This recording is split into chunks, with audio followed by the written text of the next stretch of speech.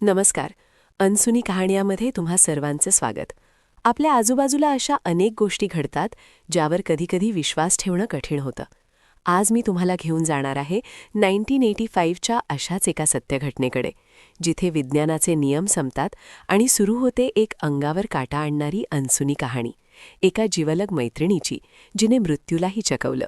चला तर मग ऐकूया आजची ही विशेष गोष्ट. 1985चा तो काळ होता. अर्थात आता ज्या आधुनिक काळात आपण जगत आहोत तसा तो काळ नव्हता. मोबाईल फोन तर सोडाच, जेमतेम लोकांकडे लँडलाईन फोन होते. त्या काळातील ही गोष्ट आहे. सविता आणि अनिता या दोघी एकदम खास मैत्रिणी होत्या. दोघी पुण्यातील कन्या शाळेत इयत्ता 9वीमध्ये शिकत होत्या. सविता मूळची नागपूरची होती, पण तिचे वडील सरकारी नोकरीत असल्याने त्यांची बदली पुण्यात झाली होती. अनिता मात्र पुण्याचीच होती. दोघींचे शिक्षण अगदी मजेत चालले होते. त्या दोघींमुळे त्यांच्या घरच्यांचे सुद्धा एकमेकांशी चांगले संबंध निर्माण झाले होते. दोघींच्या घरची परिस्थिती तशी साधारण होती. सण कुठलाही असो, त्या एकत्र असल्याशिवाय तो साजरा होत नसे. असेच त्यांचे मजेत दिवस जात होते. जसजसे दिवस गेले तसतशा दोघी मोठ्या होत गेल्या. दोघी 10वी उत्तीर्ण झाल्या. त्या काळात पुढे काय करायचे हे त्यांनी आधीच ठरवले होते. त्या दोघींना नर्स व्हायचे होते.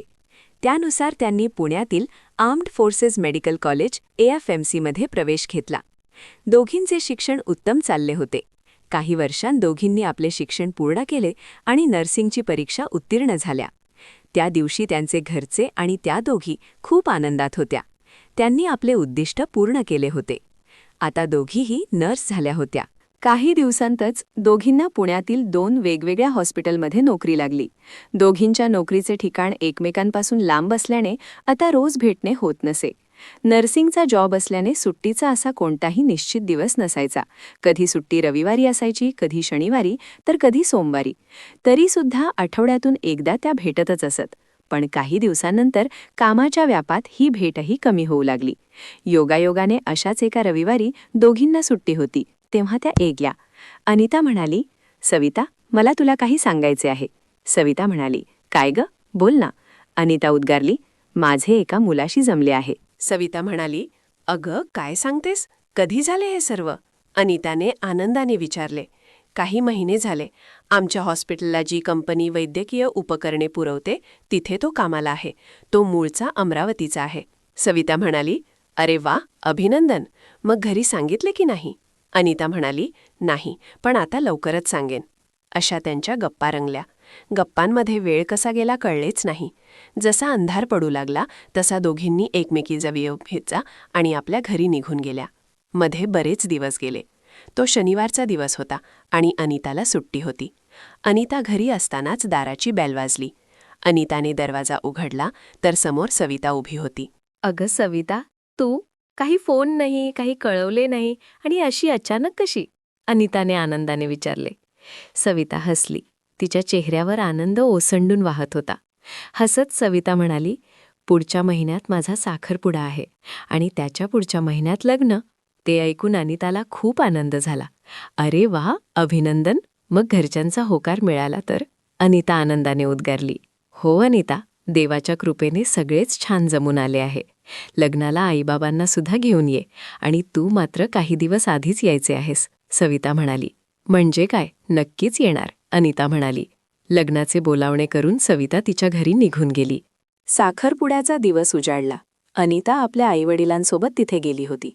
पण त्या रात्री घरी आल्यावर अनिता आपल्या बेडवर पडल्या पडल्या विचार करत होती. त्याला कारणही तसेच होते. सविताच्या साखरपुड्यात तिचा होणारा पती सुमित याचे वागणे बोलणे अनिताला थोडे विचित्र वाटले होते. सुमितचा सविताशी असलेला संवाद, त्याचे हावभाव डोळ्यात खुपण्यासारखे होते. हे विचित्र वागणे फक्त मलाच जाणवले की हा माझा भ्रम आहे? कदाचित मानसिक तणावमय असले असेल.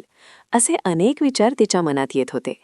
दुसऱ्या दिवशी सकाळी तिने आपल्या मनातील शंका आईवडिलांजवळ व्यक्त केली. "हो अनिता, आम्हाला सुद्धा सुमितचा स्वभाव आणि त्याचे वागणे जरा विचित्रच वाटले." अनिताची आई म्हणाली. लग्नाची तारीख जवळ येऊ लागली होती. दरम्यानच्या काळात अनिताला सुमितबद्दल सविताशी बोलावेसे वाटत होते, पण तिने ते टाळले. शेवटी लग्नाचा आदला दिवस उजाळला. अनिता ठरल्याप्रमाणे सविताच्या घरी आली. पण यावेळी सविताच्या चेहऱ्यावर एक हलकीशी उदासी दिसत होती. ती लपवण्याचा खूप प्रयत्न करत होती, पण आपल्या जिवलग मैत्रिणीपासून ती लपवू शकली नाही. आता अनिताला सविताची काळजी वाटू लागली होती. कदाचित लग्नाचा ताण असावा, नंतर सगळं ठीक होईल, असे अनिता स्वतःशीच पुटपुटली. रविवारचा दिवस उजाळला. लग्न थाटामाटात पार पडले. जेवणावळी चालू होत्या आणि अनिताच्या कानावर काही स्त्रियांचे शब्द पडले. काहीतरी बिनसलेले दिसते. मुलाचे वागणे काही बरे नाही. सविताशी कसा वागतोय तो? सुमितचे वागणे अनिताच्याच काय तर इतर लोकांच्याही नजरेत आले होते. पण आता उशीर झाला होता. लग्न आटोपून अनिता घरी आली आणि दुसऱ्या दिवसापासून आपल्या रुटीनला लागली. लग्नानंतर बरेच दिवस सविताची आणि तिची भेट झाली नव्हती. एक दिवस अनिताने सविताच्या घरी फोन केला, पण तो आजतच राहिला.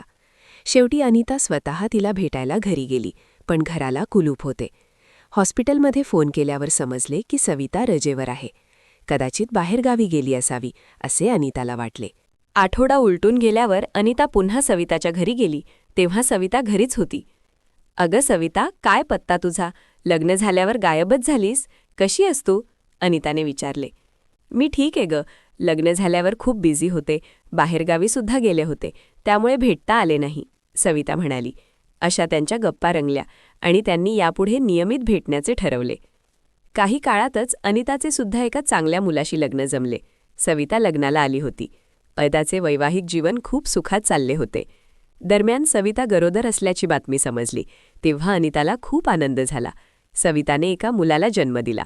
आता दोघींच्या लग्नाला 15-20 वर्ष उलटून गेली होती. एके दिवशी अनिता तिचा नवरा अमितशी बोलत होती. अमित, माझी बदली लोणावळ्याच्या एका हॉस्पिटलमध्ये होत आहे. काय करावे समजत नाहीये. मी राजीनामा द्यायचा विचार करतेय, अनिता काळजीनं म्हणाली. अमित समजूतदार होता. त्याने सांगितलं, अनिता, जेमतेम 3 वर्षांचा प्रश्न आहे. लोणावळा पुण्यापासून काही लांब नाही. मी येत जाईन किंवा तू येत जा. नोकरी सोडू नकोस. काही दिवसांनी अनिता लोणावळ्याला गेली. तिथे स्टाफला राहण्यासाठी कॉटेजेस होती. एका कॉटेजमध्ये 2 जण राहायचे, पण ती कॉटेजेस एकमेकांपासून थोडी दूर होती. तिथला रस्ता तसा भयाण आणि झाडीचा होता. अनिताला तिथे खूप भीती वाटायची, पण पर्याय नव्हता. तिच्यासोबत कामिनी नावाची एक नर्स राहत होती. काही महिने गेले आणि अनिता तिथे रुळली, पण रस्त्याची भीती कायम होती. जेव्हा कामिनीची नाईट शिफ्ट असायची, तेव्हा अनिता कोणाला तरी सोपायला बोलावत असे. काही दिवसांनी कामिनीची बदली झाली आणि तिच्या जागी एक नवीन नर्स येणार असल्याचे समजले. तो गुरुवारचा दिवस होता. अनिता हॉस्पिटलमध्ये काम करत असतानाच मागून आवाज आला. अगं अनिता? अनिताने मागे वळून पाहिले आणि तिला प्रचंड आनंद झाला. समोर तिची जिवलग मैत्रीण सविता उभी होती. अगं सविता, तू इथे काय करतेस? अनिताने विचारले. अगं, माझी बदली इथे झालीये. माझ्या जुन्या हॉस्पिटलमधील मानसी नावाची मैत्रीण पण इथेच आलीये. आता 3 वर्ष मी इथेच आहे, सविता म्हणाली. ते ऐकून अनिताने सविताला मिठी मारली. 12 नंबरचे कॉटेज मला मिळाले आहे, सविताने सांगितले. अगं, मी त्याच कॉटेजमध्ये आहे, म्हणजे आता आपण पुन्हा एकत्र राहणार, अनिता आनंदाने ओरडली. सविताने मानसीची ओळख करून दिली. मानसी ही सविताच्या सासरच्या घराशेजारी राहायची. असेच दिवस मजेत जाऊ लागले. त्या एकाच कॉटेजमध्ये राहायच्या, पण त्यांचे विभाग वेगवेगळे होते. नोव्हेंबर महिना आला, दिवाळी जवळ आली होती. दोघी सुट्टी घेऊन पुण्याला आल्या. दिवाळी साजरी झाली. सुट्टी संपत आली होती. अनिताने विचारले, सविता, उद्या कितीच्या गाडीने निघायचे? सविता म्हणाली, अनिता, मी सुट्टी थोडी वाढवून घेतलीये. माझ्या मुलाला बरं नाहीये. मी 2 दिवसांनी कामावर येईन. त्यामुळे अनिता एकटीच लोणावळ्याला परतली. तिला 2 रात्री एकटं राहण्याची भीती वाटत होती. तिने मानसीला तिच्या कॉटेजमध्ये झोपायला येण्याची विनंती केली आणि मानसी तयार झाली. रात्री गप्पा मारताना सविताचा विषय निघाला. मानसी म्हणाली, सविताचे खूप हाल चालू आहेत ग अनिता. फार वाईट वाटते तिले. अनिता थबकली. का? काय झाले? मानसी सांगू लागली, अनिता, लग्न झाल्यापासून सविताचा एकही दिवस सुखाचा गेला नाही. तिचा नवरा आणि मुलगा तिला खूप वाईट वागणूक देतात. नवरा तिला मारहाण करतो. त्यांच्यासाठी ती फक्त एक मोलकरीण आहे. तरीही ती त्यांच्यावर खूप प्रेम करते.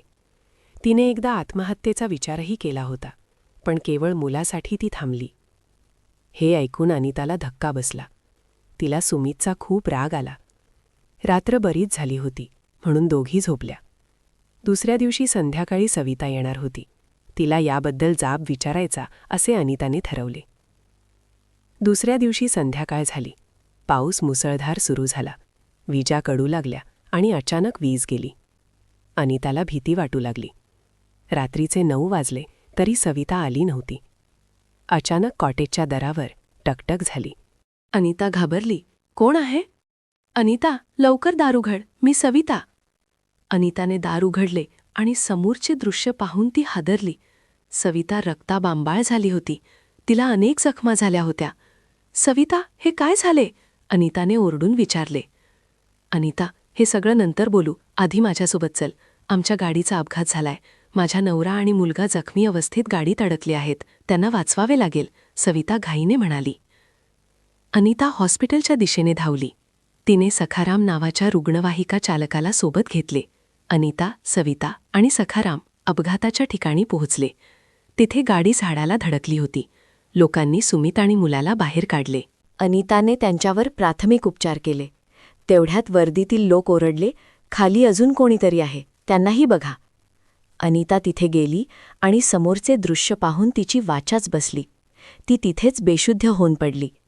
लोकांनी तिलाही रुग्णवाहिकेत टाकले आणि हॉस्पिटलला नेले. काही वेळाने अनिताना शुद्ध आली. ती उठून वॉर्डमध्ये गेली. तिथे सुमित आणि मुलगा सुखरूप होते. तिथे मानसी उभी होती. अनिताने विचारले, मानसी, सविता कुठे आहे? मानसी रडत बोलू लागली. अनिता, काल रात्री आम्ही जेव्हा अपघाताच्या ठिकाणी पोहोचलो तेव्हा तू तिथे बेशुद्ध होतीस. लोकांनी सांगितले की गाडीच्या मागील सीटखाली सविताचा मृतदेह सापडला आहे. डोक्यात पत्रा घुसल्याने तिचा जागीच मृत्यू झाला होता. तिचा मृतदेह आता शवगृहात, मॉर्च्युअरी ठेवला आहे. अनिताला प्रचंड धक्का बसला. तिने सखारामला विचारले, मग माझ्यासोबत गाडीत कोण होते? सखाराम म्हणाला, बाईसाहेब, तुम्ही एकट्याच स्वतःशी काहीतरी बोलत होता. मला वाटले तुम्ही तणावात आहात. अनिता मानसीसोबत शवगृहात गेली. तिने सविताचा मृतदेह पाहिला. सविताच्या चेहऱ्यावर एक हलके स्मितहास्य होते.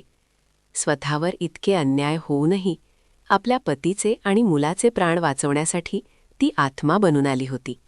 आपल्या मैत्रिणीला तिने योग्य वेळी बोलावले आणि आपले कर्तव्य पूर्ण केले होते.